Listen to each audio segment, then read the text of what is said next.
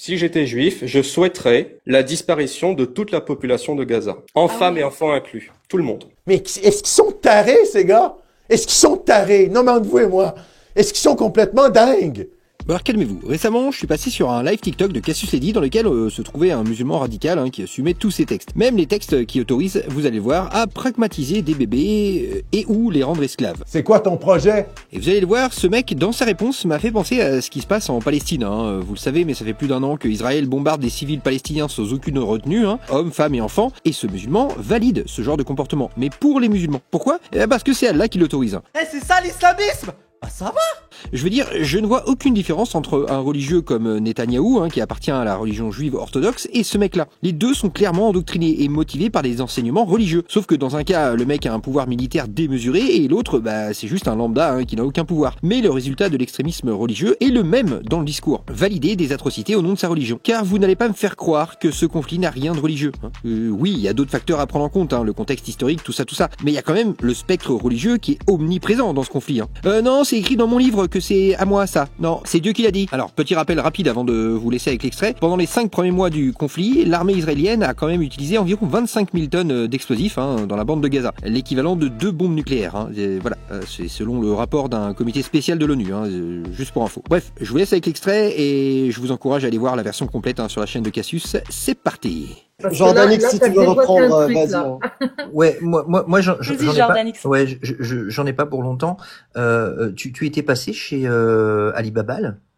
Oui. Oui, et j'ai le souvenir que quand il t'avait lu des hadiths qui autorisaient à pragmatiser des bébés de mécréants, tu avais validé ça aussi, je me trompe?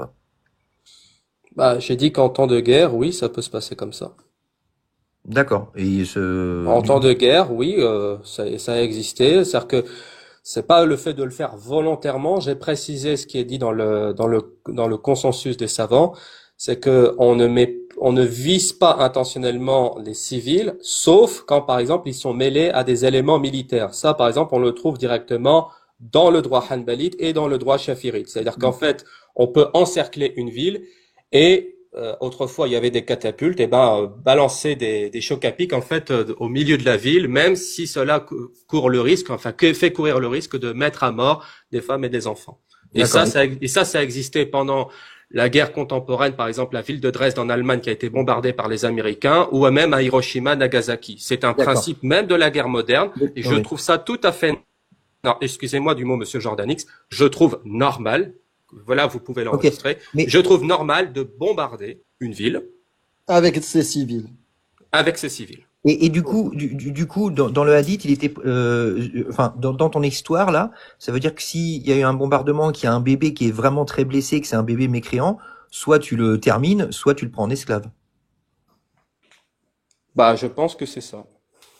Merci, c'est tout pour moi.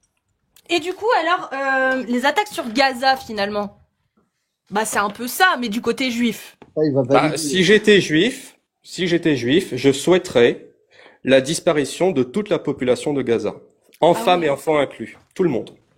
Si j'étais juif, je le dirais, oui. Heureusement qu'on n'est pas tous religieux. Le mec, c'est très particulière. C'est un agneau. C'est Netanyahou, le mec, version islam, en fait. Ah ouais, non, mais c'est pire que ça. En fait, il a, depuis quelques mois, depuis des années que je le connais, il fait une compétition avec l'horreur. Il veut être au maximum de l'horreur. Il veut rien comprendre. En fait, si tu lui montres aujourd'hui une idéologie pire que l'islam, il va jeter l'islam à la poubelle parce que l'autre idéologie, elle est pire. En termes de barbarie, mais en tout cas, il a cet objectif-là d'attirer l'attention, parce que sans ça, ils se sont insignifiants. Depuis des années, il faut qu'il aille au max de la barbarie. Les propos les plus choquants, pour que les gens se tournent vers lui, le regardent. C'est son seul objectif. Mais derrière ça, il se cache. C'est une personne qui ne va jamais se montrer, parce que il fait genre j'ai des cojones à affirmer des choses très très puissant en termes de barbarie, mais c'est quelqu'un qui se cache en vrai. J'ai une autre question. Je peux répondre sur ça rapidement. Attends 2 secondes, Jordanix. Juste rapidement. Après, tu peux poser ta question. Puisque tu me connais, je pense que tu m'as déjà vu. Amir, il y a un truc que je comprends pas. Vous faites des lives. vous faites monter des musulmans, vous leur posez des questions. Quand un musulman ne répond pas correctement et qu'il se met à danser, ça vous est insupportable. Mais quand un autre musulman, pas seulement moi, il est honnête et il vous dit, oui, c'est dans les textes, vous n'êtes pas content. Qu'est-ce que vous, en fait, c'est ça que je comprends pas. Non, moi je suis très content, moi. Vous voulez quoi? J'ai pas dit que j'étais pas vous voulez des content. gens qui dansent ou vous voulez des gens qui soient honnêtes? Non, hein. j'ai jamais dit que ça me plaisait pas. Au contraire, comme a dit Cassius tout à l'heure, moi j'aimerais que des gens comme toi puissent parler et librement. montrer leur opinion, bien sûr, bien sûr. Ouais, mais ça nous mettrait au chômage. Mais en tout cas, j'aimerais bien que des gens comme toi s'expriment de plus en plus, que même les musulmans découvrent leur islam à travers des musulmans comme toi, qu'ils ouvrent des lives même, qu'ils leur disent mais arrêtez de déconner, c'est ça l'islam. Moi, j'en veux plein comme toi. Mais ça ne veut pas dire que je valide ta Je vais mentalité. rajouter une chose, il a déjà mené un débat dans mon live et je l'ai laissé carrément, je lui ai laissé les manettes. Parce qu'en fait, il défendait vraiment bien son islam avec un musulman qui, lui, par contre, le claquait au sol sans reconnaître ses textes. Et pour ça, je tiens à te remercier, Urio, sur ce coup-là. Urio, moi, du coup, j'avais une question rapidement. Vous m'entendez là? Oui. Ouais. Est-ce que tu crois que par exemple, les terreaux qui ont fait le Bataclan, avant de passer à l'acte, est-ce que tu crois qu'ils avaient ta lecture de l'islam ou alors pas du tout? Non. Mais là, je ne suis pas wahhabite, je ne revendique pas la tradition najdite Mohammed ibn Abd al-Wahhab et d'autres. Ce n'est pas ma version, ce n'est pas mes lectures. Ça a été dans le passé des lectures. Je connais la version des drapeaux noirs, etc., mais ce n'est pas du tout ma vision du monde. Maintenant, j'en parlerai pas dans un live comme ça. Je parlerai dans un live musulman, mais certainement pas ici, parce qu'il y a des cas comme ça. J'aimerais en parler avec un spécialiste. Ok. Et je ne parlerai pas de ça ici, en tout cas. Juste pour bien comprendre, à titre personnel, je considère que ce qui différencie ce monsieur des terreaux, en fait, c'est juste que lui, il a besoin d'un juge islamique qui valide tout ce qui. Les terreaux aussi, ils les avaient. Hein. Ils avaient même un État, ils avaient tout. Hein. Je vais poser une question Urio différemment. est malin. Urio est malin, il sait qu'il faut pas qu'il prononce des choses ici sur ce live. Je sais pas. Peut-être qu'il a pas contextualisé. On va essayer. Urio. Imaginons, il y a un État islamique. Avec calife qui suit le code Shafi'i. Tiens. C'est appliqué. L'État est reconnu. C'est un État à part entière. Lui se dit islamique et il applique la charia. En tout cas, ils se sont reconnus entre eux, hein, ça c'est sûr. Et ils appliquent la loi de Allah selon le code Shafi'i, dans lequel on va pouvoir retrouver l'obligation au djihad talab. Est-ce que si ce gouvernement-là, cet État-là, décide d'appliquer le djihad talab, est-ce que finalement, il n'est pas dans son bon droit d'un point de vue du code Shafi'i d'aller attaquer un pays koufar, mécréant, qui salit, déshonore et insulte le prophète? Alors déjà, on peut faire du djihad talab sur n'importe quel pays mécréant qu'il respecte ou qui ne respecte pas le prophète, déjà d'une. Et puis il y a une divergence, c'est de savoir s'il faut les avertir. Parmi les savants, il faut avertir les pays. Alors certains disent qu'il faut pas avertir les pays qui sont frontaliers parce qu'ils connaissent suffisamment. Ils sont, on va dire, frontaliers avec les pays musulmans en question. Par contre, il y a une divergence concernant les pays qui sont lointains. Alors, tu parles d'une hypothèse d'un pays musulman qui appliquerait la charia de droit shafi'ite et qui déciderait de faire le djihad talab. Je vais te répondre, si je suis ressortissant de ce pays, oui, mais comme je ne suis pas ressortissant de ce pays, non. Je leur ai dit, allez faire ça, amusez-vous, allez-y, mais moi je suis pas ressortissant. Donne-moi la condition dans les textes qu'il faut être ressortissant du pays. C'est écrit dans Shawkani. Je sortirai la preuve.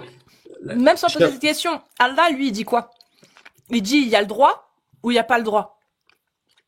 J'ai pas dit qu'il avait pas le droit. Il fait ce qu'il veut, ce pays-là. Si, par exemple, je sais pas moi, si par exemple demain l'Arabie Saoudite elle veut attaquer l'Éthiopie, qui est un pays à majorité chrétienne, je leur ai dit bonne chance les gars, allez-y, attaquez, il y a pas de problème. Donc d'un point de vue islamique, oui. Si on considère que l'État islamique est un pays souverain reconnu par ses habitants comme étant un État, un califat, qui applique le code Hanbali, du coup, je crois, pas Shafi'i, là, sur ce coup.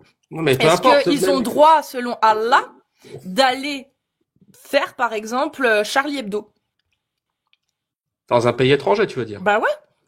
Non, Bah dans son pourquoi? pays. Non, les blasphémateurs ne doivent pas être sanctionnés. Dans les pays étrangers, ils font ce qu'ils veulent. Mais les blasphémateurs qui sont dans des pays musulmans, non, ils sont Non, moi condamnés à la prison. je te parle de Charlie Hebdo, c'est parce qu'ils ont blasphémé. Mais quand Mais bien Charlie même, Hebdo, quand bien même en fait, quand bien même. en France, Non mais quand en France, on Rio, a... juste Pardon. laisse-moi finir pour que tu comprennes. Quand bien Vas-y. même, il n'y ait pas de raison qu'ils aient pas blasphémé. Djihad Taleb, est-ce que Allah donne l'autorisation d'aller faire ce genre d'attentat dans un pays mécréant? Parce que le blasphème, c'est un prétexte, on est d'accord. Mais en tant que de Djihad Taleb, il n'y a même pas besoin de ça, on est d'accord. Djihad Talab, c'est une décision du gouverneur. Djihad Differ, on n'a pas besoin d'un émir, on peut parfaitement, enfin, dans les droits malikites, l'enfant peut déserter ses parents pour combattre, l'esclave sans l'autorisation de son maître et la femme sans l'autorisation de son mari. Ça, c'est dans le Djihad Differ. Dans le Djihad Talab, excusez-moi de la prononciation, dans le Djihad de conquête, c'est le gouverneur qui est chargé, en fait, de mobiliser les soldats, c'est-à-dire qu'il doit mobiliser à la fois les moyens, les ressources nécessaires pour entreprendre la guerre, comme dans n'importe quel pays dans le monde, c'est-à-dire la conscription militaire, elle est obligatoire. Les jeunes qui sont en âge de se battre et qui sont formés physiquement, tu le trouves dans le droit malikite comme Umdatul Fiqh d'Ibn Qudama al-Maqdisi, il te dit qu'il faut qu'il soit libre, il faut qu'il soit musulman, et il faut qu'il soit mukallaf, c'est-à-dire, ou mukallif, excusez-moi, c'est-à-dire qu'il est il faut qu'il soit apte, c'est-à-dire qu'il n'est pas majnoun, qu'il soit pas fou et qu'il soit apte physiquement à entreprendre la guerre. Les personnes, ça dépend de la situation militaire et de la situation économique des pays. On va pas entreprendre une attaque de conquête ou annexer des territoires si on n'a pas des moyens militaires suffisants pour le faire. Il n'y a pas de souci, mais moi je te demande si ce calife, s'il a décidé que son armée allait faire Djihad Taleb et que pour commencer, ils iraient faire une attaque sur la France, est-ce qu'ils ont le droit, selon Allah? Selon Allah, ils ont le droit de le faire, mais Voilà. ils en assumeront les conséquences. C'est-à-dire que quand tu attaques un pays qui soit mécréant, que ce soit la France ou autre, le problème, c'est que attaquer la France, ça relève de la connerie parce que c'est une grande puissance militaire. Par contre, attaquer un pays minuscule qui n'est pas trop difficile à attaquer, là, d'accord. Donc, finalement, en fait, ça dépend en fait, le calife. Parfait.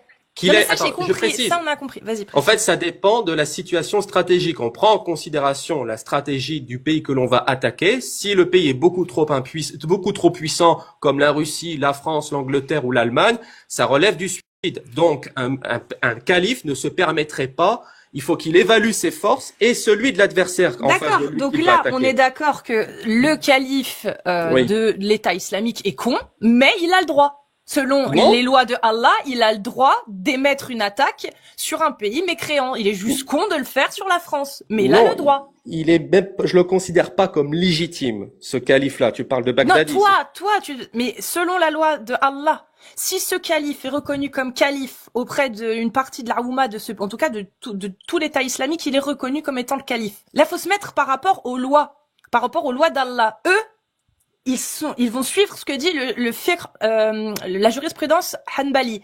Et dans la jurisprudence Hanbali, si le calife suit ce qu'il y a dedans, est-ce qu'il a le droit de le faire? Tu m'as dit oui, c'est juste qu'il faut être con pour le faire. C'est-à-dire, on n'attaque pas un pays comme la France qui est beaucoup trop puissant.